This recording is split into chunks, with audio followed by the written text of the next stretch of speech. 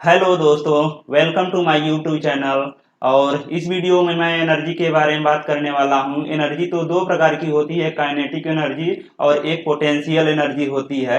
लेकिन in the universe और various type of energies जो यूनिवर्स में प्रेजेंट हैं, वो किस तरीके से कैटेगराइज की जा सकती हैं, यही इस वीडियो में मैं बताने वाला हूँ। जैसे हमारा थर्मल एनर्जी हो गया, हीट एनर्जी हो गया, रेडिएंट एनर्जी हो गया, इलेक्ट्रिकल एनर्जी हो गया। ये सब किस एनर्जी के कौन से में आएंगी, किस कैटेगरी में आएंगी, यही इस वीडियो में देखने वाले हैं दोस्तों। तो ऊर्जा की जब भी बात आती है हमारे दिमाग में, तो सबसे पहले एक रूल चलने लगता है। जितने भी स्टूडेंट हैं उनके दिमाग में सबसे पहले रूल तुरंत आ जाता है कि इसे हम लोग कंजर्वेशन वाला रूल कहते हैं। मतलब कि ऊर्जा का संरक्षण का सिद्धांत। इस सिद्धांत के अनुसार ऊर्जा को एक रूप से दूसरे रूप में केवल परिवर्तित किया जा सकता है। इसे न तो उत्पन्न किया जा सकता है और न ही नष्ट किया जा सकता है दोस्तों। तो इस तरीके से हम लोग समझ सकते हैं कि जैसे हमारा जो एनर्जी है, वो एनर्जी को केवल वन फॉर्म से दूसरे फॉर्म में, अदर फॉर्म में, इसे केवल हम लोग क्या कर सकते हैं, इसे केवल बदल सकते हैं केवल दोस्तों। ठीक है, इसे कभी भी हम लोग नष्ट नहीं किया जा सकता। यही हमारा कंजर्वेशन लॉ बोलता है। तो हमारा ये जब हम लोग डिफिनीशन देखेंगे एनर्जी की, तो इस डिफिनीशन में बोला जाता है कि कार्य करने की क्षमता को हम लोग ऊर्जा कहते हैं। अर्थात ये क्षमता है क्या, हम लोग तो यही समझ नहीं आता है कि यार है क्या ऊर्जा। कभी कभी कहते हैं कि कार्य किया गया, कभी कार्य नहीं किया गया। और कार्य अगर शून्य है तो एनर्जी कुछ हुआ ही नहीं, मतलब कि ऊर्जा वहां पे संग्रहित ही नहीं हुई। तो देखो दोस्तों, होता क्या है कि हमारा जो वर्क है ना, ये वर्क एक केवल बिचौलिए का काम करता है, एक इंटरमीडिएट एजेंट है। ये क्या है, एक इंटरमीडिएट एजेंट की तरह काम करता है। इसका काम सिर्फ इतना है ना कि जो भी हमारा वेरियस टाइप ऑफ एनर्जी है, जैसे कि हमारा बहुत सारे मास के रूप में होता है एनर्जी, या फिर हमारा क्या होता है, डेंसिटी के फॉर्म में एनर्जी होता है। इसे क्या करता है कि एक रूप से दूसरे रूप में केवल इसे कन्वर्ट कर देगा। जैसे दोस्तों सोचो आप कि जैसे हमारा जब ये हमारा जो हीट इंजन है, जो हम लोग क्या बोलते हैं कि रेलवे में हम लोग प्रयोग करते हैं, वो हमारा क्या होता है कि उसके पहले जो जेम्स वाट ने इंजन बनाया था, तो उसने क्या किया था, पानी उसकी कहानी आप लोग सुनते ही हैं कि उसके घर में क्या हो रहा था कि खाना बनाया जा रहा था, और वहां से जब उष्मा निकली पानी गर्म होके, तो वहां भाप उसमें ठप ठप की आवाज कर रहा था। और तब उसे लगा कि हाँ यार, ये तो इसमें कुछ एनर्जी है। ये कैसे, मतलब कि एनर्जी यहाँ से धक्का मार रही है। फिर उसके दिमाग में बहुत सारी चीजें चली, और उसने बहुत बड़ा एक खोज करके एक नया इन्वेंशन किया, और उसने हीट इंजन बनाया। उसे उष्मा, मतलब कि क्या बोलते हैं, उसे हीट इंजन ही बोलते हैं ना, उष्मा इंजन। तो यही हमारा मतलब हमारी एनर्जी तो उसके पहले भी पानी हुआ करता था, लेकिन किसी के दिमाग में तो ये चीज आया नहीं कि यार इसमें एनर्जी हो सकती है। तो इसी तरीके से हमारे यूनिवर्स में, मतलब कि आसपास में हमारे बहुत सारी एनर्जी होती हैं, लेकिन इसे एक रूप से दूसरे रूप में परिवर्तित करने के लिए हमें एक एजेंट की जरूरत पड़ती है। और वही एजेंट हमारा क्या करता है, ये जो वर्क है, वर्क यही एजेंट के रूप में काम करता है। जैसे कि हम लोग कहते हैं ना कि स्टेशन पे एक कूली खड़ा है, और इस कूली को एक मतलब कि यहाँ पे बॉक्स उठा लिया कोई, और दूसरी जगह पर ला के इसे पहुंचाना है। जब ये एक दूसरी जगह से इस वस्तु को दूसरी जगह में पहुंचा देगा, तब इसे बोला जाएगा कि हमारा क्या हो गया, एनर्जी ट्रांसफर हुई है। नहीं तो हम लोग बोलेंगे कि ऊर्जा वहां पे क्या हो गई, शून्य हुई। कार्य हमारा जब किया ही नहीं गया है, तो हमारा क्या हो जाएगा, एनर्जी वहां पे मतलब कुछ हुआ है ही नहीं, मतलब कार्य वहां पे वर्क डन कुछ भी नहीं हुआ है। ठीक है दोस्तों। तो हमारा ये जैसे मतलब कि इंटरमीडिएट एजेंट के रूप में केवल काम करता है। ठीक है, जैसे मतलब पानी, पानी का सोर्स आप लोग देखेंगे तो तालाबों में या फिर पहाड़ों से पानी आ रहा है। ठीक है, तो पानी हमारा क्या है कि केवल एक एनर्जी है, वो कई जगह पे मतलब कि दूसरे दूसरे टाइप ऑफ एनर्जी के काम करेगा। जैसे तालाब में पानी है, तो उसमें उसको वो पानी पोटेंशियल एनर्जी के रूप में है। लेकिन वही पानी अगर एक जगह से दूसरे जगह मूवमेंट होने लगे उसके पानी के अंदर, तो वो पानी हमारा क्या होने लगेगा, काइनेटिक एनर्जी उसमें आ जाएगी। और वही अगर पानी हम लोग उसको गर्म कर दें, तो उसी पानी में हमको हीट एनर्जी मिलने लगती है। तो हीट एनर्जी एक्चुअली में इसी काइनेटिक एनर्जी और पोटेंशियल एनर्जी में से किसी एक का रूप है। तो ये हम लोग देखेंगे कि एक्चुअली आगे कैसे ये कैटेगराइज हो रहा है। ये वर्क जो हमारा क्या करता है, इंटरमीडिएट एजेंट की तरह काम करता है। इसका सिर्फ काम क्या है कि मतलब कि एक सोर्स से दूसरे सोर्स में हमारी एनर्जी को क्या करता है, ये ट्रांसफर करता है। तो एनर्जी हमारा जो है, एनर्जी को मैं डिफाइन जब कर रहा हूं तो एनर्जी ये वर्क के रूप में डिफाइन हो रही है। तो इसलिए एनर्जी की जो यूनिट होगी ये वर्क की यूनिट होगी। और वर्क जो हमारा होता है, यही जो मैं अभी एग्जांपल दिया हूं कि कोई एक पुली है, दूसरे जगह पे इसको सामान ले जाना है, जब तक वो ले नहीं जाएगा तब तक हमारा कुछ भी वर्क डन नहीं होगा, कार्य तब तक नहीं किया जाएगा। तो वर्क को कराने के लिए फोर्स की जरूरत पड़ेगी और वहां पे जो डिस्प्लेसमेंट होगा वही हमारा क्या हो जाएगा, वर्क कहलाएगा। ठीक है दोस्तों, तो वर्क की यूनिट जो होती है ये जूल होती है, सबको पता है ये चीज। और 1 जूल बराबर 10⁷ अर्ग होता है। ठीक है, तो इसको आपको ध्यान रखना है कि जो वर्क की यूनिट होती है ये अर्ग होती है। और 4.18 बराबर 1 कैलोरी ऊर्जा होती है। ठीक है दोस्तों, मतलब कि 1 कैलोरी ऊर्जा में 4.18 जूल एनर्जी स्टोर्ड होती है। यही चीज आपको समझाना था मुझे। ठीक है दोस्तों, तो ये आपको ध्यान रखना है। और दूसरी चीज ये है कि एनर्जी दो फॉर्म में होती है। एक क्या होती है, काइनेटिक एनर्जी होती है,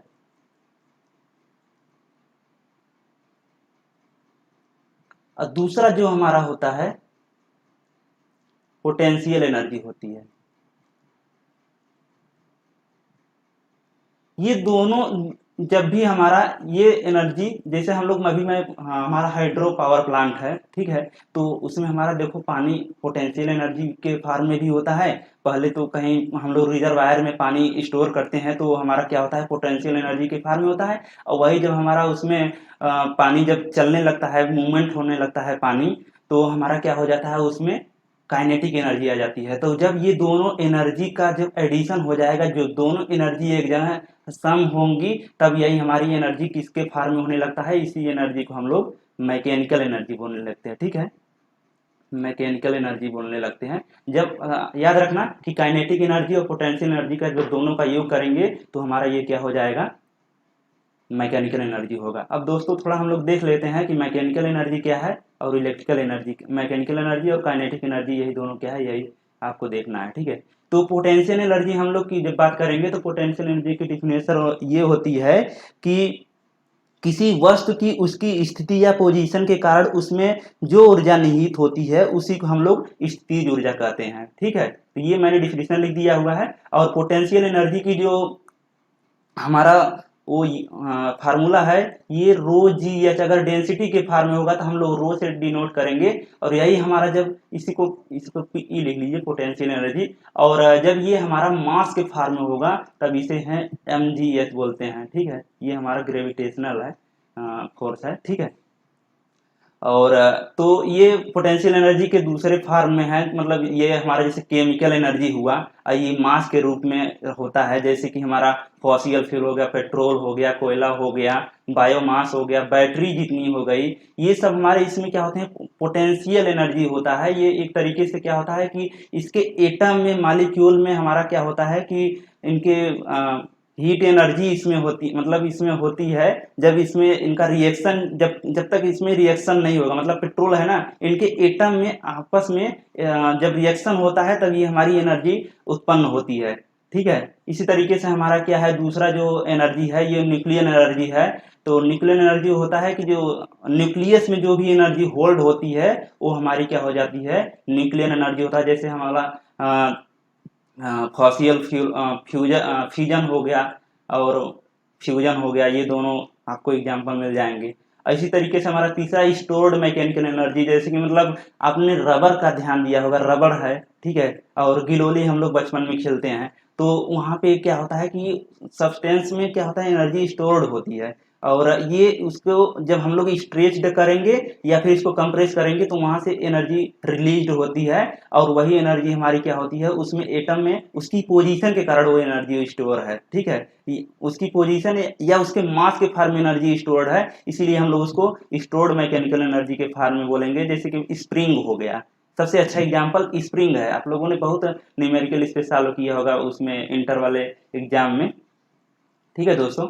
और दूसरा जो है, ये मैं इसमें एक और एग्जांपल इसमें जोड़ देता हूँ, जैसे कि ये स्प्रिंग वाला जो है, स्प्रिंग की जितनी एनर्जी होती है, जैसे रबर हो गया, ये सब क्या आते हैं किसमें, स्टोर्ड मैकेनिकल एनर्जी में आते हैं। और ग्रेविटेशनल एनर्जी की बात आ जाएगी जब, तो ग्रेविटेशनल एनर्जी जैसे कि हम लोग मकान में ऊपर छत पे ले जाते हैं, कोई पानी का एक टैंक रखते हैं, और देखियो नीचे से हम लोग ऊपर लेके चले जा रहे हैं और उसकी पोजीशन में चेंजेस कर रहे हैं, तो यहाँ पे एनर्जी जो हो रही है वो एनर्जी हमारा क्या है, पोटेंशियल एनर्जी ही है। लेकिन जब ऊपर उसको ले गए हम लोग तो उसका पोजीशन और बढ़ गया, इसलिए हम लोग को वहां पे एनर्जी ये जो मिल जाएगी वो ग्रेविटेशन के कारण मिल रही है, इसलिए हम लोग उसको क्या बोलते हैं, ग्रेविटेशनल एनर्जी बोलते हैं। जैसे हम लोग रिजर्वायर जब भी बनाते हैं, रिजर्वायर एकदम ऊंचाई पे बनाएंगे ताकि वहां पे उस पानी को कुछ मतलब ऊर्जा मिल सके, पोटेंशियल मिल सके, मतलब मिल सके, तो इसलिए हम लोग जो हमारा पानी ओवरहेड टैंक में रखी जाती है वो हमारा ग्रेविटेशनल एनर्जी होगा, और जो हमारा रिजर्वायर रखा जाता है वो भी हमारा ग्रेविटेशनल एनर्जी होगा। तो ये चारों फॉर्म जो हैं, gravitational energy, stored mechanical energy, nuclear energy और केमिकल एनर्जी, ये तीनों एनर्जी जो होती हैं, चारों एनर्जी पोटेंशियल एनर्जी के अंदर आती हैं। यही आपको ध्यान रखना है कि केमिकल एनर्जी, न्यूक्लियर एनर्जी और stored mechanical energy, gravitational energy, इनका एग्जाम्पल आपको याद रखना है, और ये किस कैटेगरी में आते हैं। ये दोस्तों एग्जाम में जरूर पूछा जाता है और बहुत ही बेसिक चीज है, लोग इसको बता नहीं पाते हैं, सॉल्व नहीं कर पाते हैं। ठीक है दोस्तों। तो एक दूसरा चीज बच रहा है जो काइनेटिक एनर्जी है। काइनेटिक एनर्जी को हम लोग थोड़ा डिस्क्राइब कर लेते हैं कि काइनेटिक एनर्जी हमारा क्या है। तो काइनेटिक एनर्जी जो है, किसी वस्तु की उसकी गति के कारण जो उसमें ऊर्जा निहित होती है उसे हम लोग काइनेटिक एनर्जी बोलते हैं। ठीक है दोस्तों। तो काइनेटिक एनर्जी की जब भी बात आएगी तो यहाँ पे K equal to half mv² होता है ना, और यही हमारा, ये हमारा मास है, वेलोसिटी है, तो यही हमारा डेंसिटी के फॉर्म हो जाएगा, तो v² हो जाएगा। और यही इसके टाइप रेडिएंट एनर्जी हो जाएगा। रेडिएंट एनर्जी जैसे कि हमारा सूर्य की किरणें जो जितने होती हैं, विजिबल रेज हो गया, सोलर रेज हो गया, गामा रेज हो गया, बीटा रेज, ये सब एनर्जी क्या हो जाती हैं कि ट्रांसवर्स फॉर्म में, ट्रांसवर्स वेव के रूप में एनर्जी ये चलती हैं। ठीक है। जैसे कास्मिक किरणें हो गई, हाँ, अल्फा बीटा किरणें जितना है, ये सब किरणें क्या करती हैं कि इसमें ट्रांसवर्स वेव के रूप में चलती हैं, इसलिए हम लोग इसमें क्या होते हैं। और ये इलेक्ट्रोमैग्नेटिक एनर्जी भी होता है दोस्तों। तो इसलिए हमारा रेडिएंट एनर्जी जो है इसमें मूवमेंट के कारण हो रहा है ना, इसलिए हम लोग इसको रेडिएंट एनर्जी जो है काइनेटिक एनर्जी के अंदर रखते हैं। जो हमारा दूसरा है थर्मल एनर्जी है, जैसे अभी मैंने एग्जांपल दिया कि हमारा क्या होता है कि उसमें सब्सटेंस में, पदार्थ में उसके मतलब कि जब पदार्थ को, जैसे हमारा अभी मैं पहले का एग्जांपल दिया, पानी को जब गर्म करते हैं तो उसमें क्या होता है कि वाइब्रेशन होने लगता है, और वाइब्रेशन होने के कारण ही हमारा क्या होता है, उसमें मूवमेंट आता है, वहां से कुछ हीट मतलब कि उष्मा निकलने लगती है। ठीक है। तो वही हमारा क्या होता है, वो हीट एनर्जी हो जाती है। जो हीट एनर्जी है, यही दोनों, चाहे हीट एनर्जी बोलिए चाहे इसे थर्मल एनर्जी बोलिए, ये क्या होता है, सब्सटेंस में वाइब्रेशन के कारण या फिर उसमें क्या करते हैं, उनके एटम या मालिक्यूल्स के मूवमेंट के कारण उसमें एनर्जी जो होती है वही हमारा क्या हो कहलाती है, हीट एनर्जी कहलाती है। जैसे जियोथर्मल एनर्जी हो गया। हम लोग क्या करते हैं कि जैसे जमीन में जहाँ पे कुछ ऐसी जगह है यूनिवर्स में, जहाँ पे मतलब कि जमीन हम लोग खोदते हैं और वहाँ पर पथरीली होती है, वहाँ पे भूकंप, जैसे कि मतलब वहाँ पे क्या होता है ना, जमीन के अंदर बहुत गर्मी होती है, बहुत ज्यादा। आप लोगों ने सुना ही होगा कि जैसे जैसे हम लोग परत, 3 परत की होती है, उसमें जब जाते हैं, क्रस्ट में जाते हैं, तो वहाँ पे हमको बहुत गर्म चीजें मिलती हैं, और वहाँ पे पानी जो होता है, पानी को जब हम लोग खोदते हैं कुआं, तो वहाँ गर्म पानी निकलता है, वो भाप के रूप में निकलता है, वही हम जियो थर्मल एनर्जी के रूप में फार्म करते हैं। और वो एक्चुअली में होता क्या है, थर्मल हीट एनर्जी होती है, थर्मल एनर्जी होती है।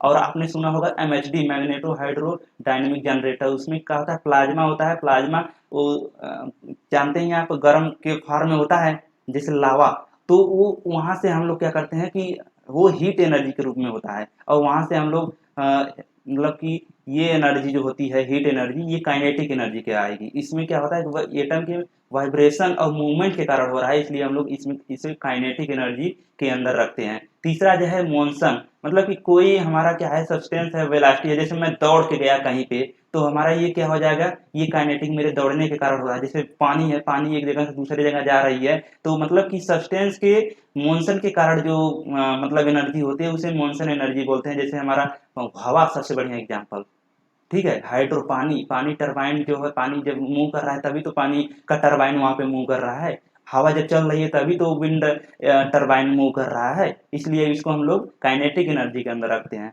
चौथा वाला जो है साउंड एनर्जी, मैं बोल रहा हूँ ना कि ये लॉन्गिट्यूडनल फार के रूप में हमारी क्या होती है, साउंड ट्रेवल करती है। तो हमारा जो है ये लॉन्गिट्यूडनल के रूप में फार